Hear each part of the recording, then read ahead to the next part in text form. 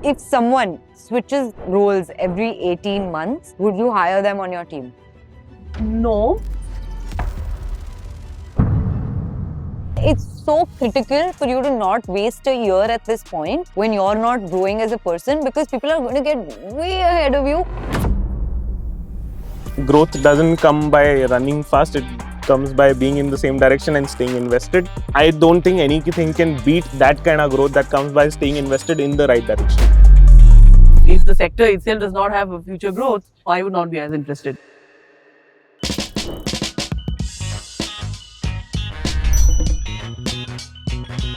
If someone switches roles every 18 months, would you hire them on your team? No, unless and until there's a good justification why they've been switching so frequently. 18 months is still okay, but if They're a less than beautiful 18 months, storyteller. that's not enough for me. I will drill they'll- into that they'll story. tell you. 18 months is less than 18 is a problem. 18 is still, I think, an industry benchmark. Okay, you've spent enough. For example, somebody who switches every 1 year is a red flag for me, because 1 year, out of that, 8 months would have taken for you to have really learned what is needed for your industry. And you're talking about industry switching, right? So then you switch into another industry, you spend another 8 to 9 months getting learning, and you switched again. So where do you perform? Yeah. Right. So I think that's the thing. You? I think for me, it's the background first. If the person is switching industry in this, let's say consumer tech, if we can take an example, I'm still okay with 18 months, because I think where we are, things are moving very fast, right? The way we do kind of a marketing, let's say like when I have started my career, right? The budgets were like what, 10 lakhs a month, 20 lakhs a month. Right now the budgets are like bare minimum 1 CR a month, right? Yeah. So you get that kind of a 10x learning in that short period of time as well, according to me, right? But if he's consistent and showing consistent growth, 18 months I'm okay and I can definitely hire. What about you? Dude, I think 18 months is not enough. Like it's not enough to climb up ladders. You shouldn't have. Sure, it's okay. I mean, if your later stints are 18 months, because at a later stage in your career, you're looping. Sure. You're doing the same playbook here with a little bit of nuances. Same playbook there, same playbook here. But there has to be some long-term stint, something that you've done for 4, 5, 3.5 years, because that's when you actually. That's like a proper stint that you've done. Yeah. You've seen a lot of things. When you're looping, it's fine. I mean, I don't mind a 40-year-old, VP who's done 1.5 year stints of VPs at 3 companies, because, yeah, I mean. But in general, it is opposite. Achha? Yes. Okay, cool. You can see a VP profile who is there for, let's say, a 4-year, 5-year, and he's okay. He's comfortable, right? Doing whatever he's doing. It generally happens at the early stage of career, because they are more hunger, they're more hustler. They need more kind of, that. They want the growth faster, and they also want But the don't salary. there has to be some 3-4 year stint where you've done, I'm with you on that. senior manager, associate director, director types I of totally agree, thing. because No? right now things are moving very fast. Listen, see, you've obviously understood the industry. You've done a decent job. I'm not saying a good job. You've done a decent job where you are. And most companies in 18 months to 2 years, you don't see growth for yourself. And it's so critical for you to not waste a year at this point when you're not growing as a person, because people are going to get way ahead of you. Yeah. And it's I think not people as should be a little simple more as- patient. Growth doesn't come by running fast, it comes by being in the same direction and staying invested. I don't think anything can beat that kind of growth that comes by staying invested in the right direction. I'm not denying what you're saying. Okay, cool. I'm just giving you a perspective on why most people at that 18 to 22 months get the itch to move, because they don't see growth for themselves there. Because your first 6 to 8 months are so steep in terms of learning, and there's so much of a high after that for another 6 to 8 months, because you're like, acha maine kiya, result. It's so good. I'm not denying that they should stick with it. I'm just saying that that's why most people choose to switch. Dude, fair enough. Companies are also growing a lot in 18 months. I think Traya went from 20 crores a year to 222 crores a year in 18 months. So, yeah, I mean, if you're seeing that kind of a steep journey, sure. But I don't know. I think that's very uncommon. Now, let's say tomorrow, you've faced somewhere, you've played in the consumer sector so far. Let's say tomorrow, a SaaS company, a B2B SaaS company or a B2B AI company, as is the trend today, gives you a 3x raise. Would you switch sectors? No. Just with that information, no. I need more information. Just with that Just the information? salary is not enough. I need to know more about what does the company do. What is the, what is in it for me in the long run. It shouldn't be a short term game. If you've also mostly been in consumer sector. Let's say a B2B company comes calling and they're giving you a 3x raise. No. Okay, cool. Why? See, I think I've spent a good amount of time doing this D2C and consumer tech. Also, when I was in agency, I've done that some projects with respect to B2B clients. I generally found them boring. So Okay. that's my Money doesn't excite you? See, at a certain point, yes, you need some money, right? But after you have achieved something, it's more about, I think, just the saving part for me, right? That Money additional doesn't money, excite you.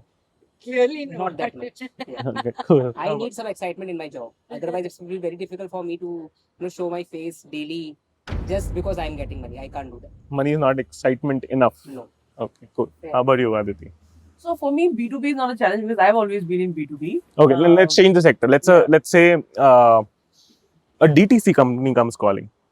You've been in B2B, you've been in fintech. Yeah. A DTC company comes calling and they're offering a 3x raise.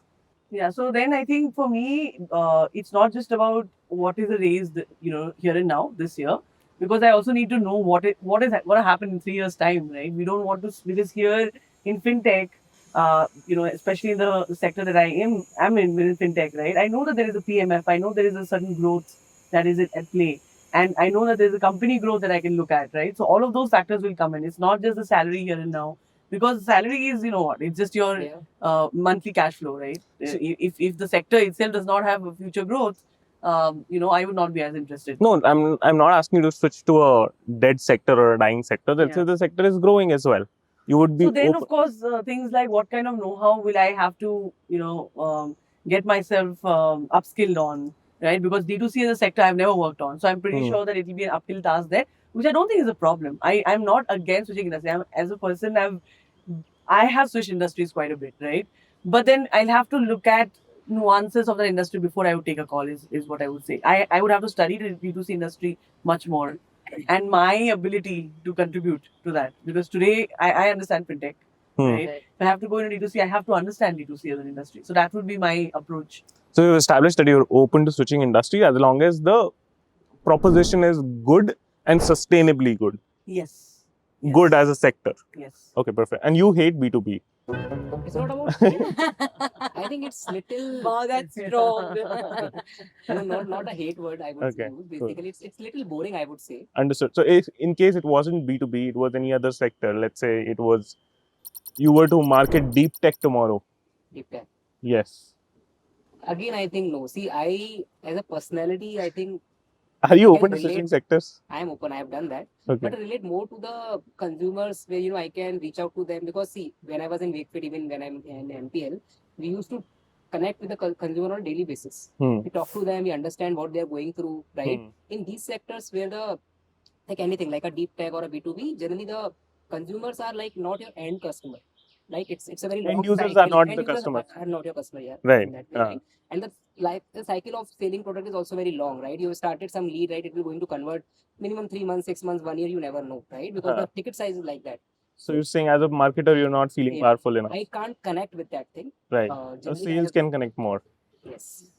It's a very different buying journey, of course. There are many different things that marketers in B2B have to do. Yeah. No, Right, I agree. It's a different skill set. It's a different universe. She's been in B2B. I, on the other hand, Depending your sector.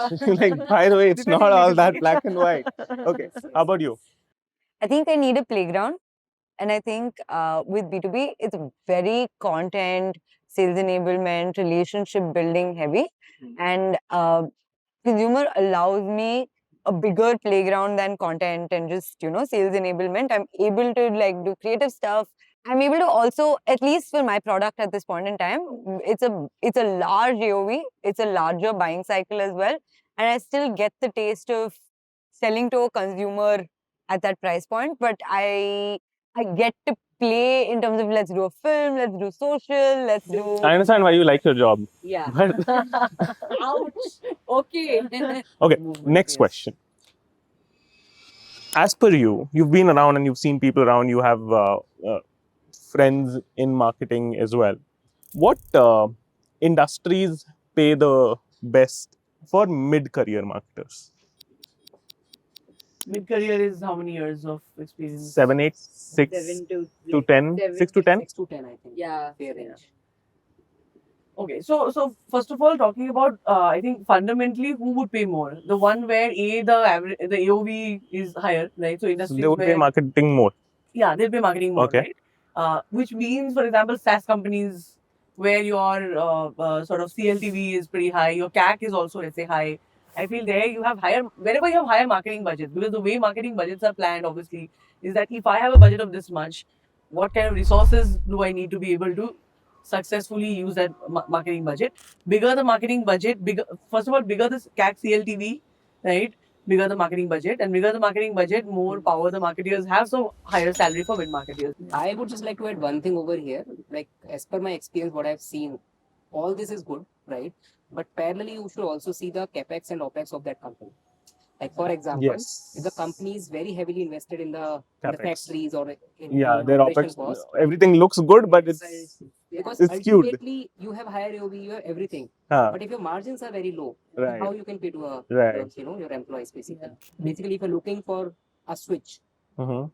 check all this what just Aditi has Have a mentioned. great marketing budget. Yes. Okay. Parallelly, please also see what is their capex and opex, right? Okay. Because obviously they generally file all these things with respect to their annual things, right? Show all these data, right, in general. So check that particular piece and then make a mindful decision, because I have seen that if the margins are very limited, you won't get that much pay. Even in the hikes, it relates like it just flow from there to absolutely to all the like to the bottom part. Even like I have had a discussion like very frankly with those co-founders and all who are running like very heavy OPEX and CAPEX. You sometimes feel that I am doing a lot. Why you're not paying me, right? You should, Yeah. right? But their hands are also tight, right? They Hmm. can't do a lot, because if they are just paying you, what about their own entire company, Hmm. right? I have a question to ask, right? So if people switch industries, how much time do you think, how long can it be before they can switch back, or they become irrelevant, or their knowledge becomes irrelevant in the industry, given that For everything's marketers. moving, for marketers. Let's say somebody was in D2C and then they shifted. We've been talking about D2C and B2B, so let's take that as an example, right? They were in D2C, moved to B2B, didn't like B2B, right? And then wants to move back to D2C. What is that golden period within which switching back should be easy, but after that maybe the know-how has changed 2-3 for the years. industry? I think Actually, that 2 years, 3 years is a stretch. 2 years. 2 years, I think, is a 2 sweet years spot. is an insane amount of time for you to have missed enough, Yeah, for you to come back, catch up in 6 months, and run again. right. But you miss more than that. It's but I don't know if marketing as a practice changes so much. Fundamentals still be the same. Fundamentals Like obviously the will older I'm remain getting the in same. marketing, the more I feel like really picking up Phillips Kotler, yeah, again, and I going met him back. actually. Oh, nice. What an inspiring guy. Okay, let's say you're doing social for D2C and then you switch for 2 years and do social for B2B. It's going to be so What if I'm not in different. B2B? I can do social for DTC and then go to social for fintech and come back to DTC. That's doable. That's okay. That's Yeah. doable because you're So still only B2B and B2C are like very stark comparisons. very That's, stark. okay, Yeah, that's very stark. cool. That's probably this thing. Outlier. Yeah. Got it. I think it also is directly proportional to the number of relationships you have in the old organization. You come into the old organizations or the Yeah, that would old change industry. actually, right? No, old industry, not old organization. Organization, of course, you can always Yeah. pull There's favors. always a little Yeah. string to pull. Yeah. Right. Cool. Okay. Cool. That's a wrap. Thank you That's so that. much, Thank guys. you so much. Thank you. Thank you.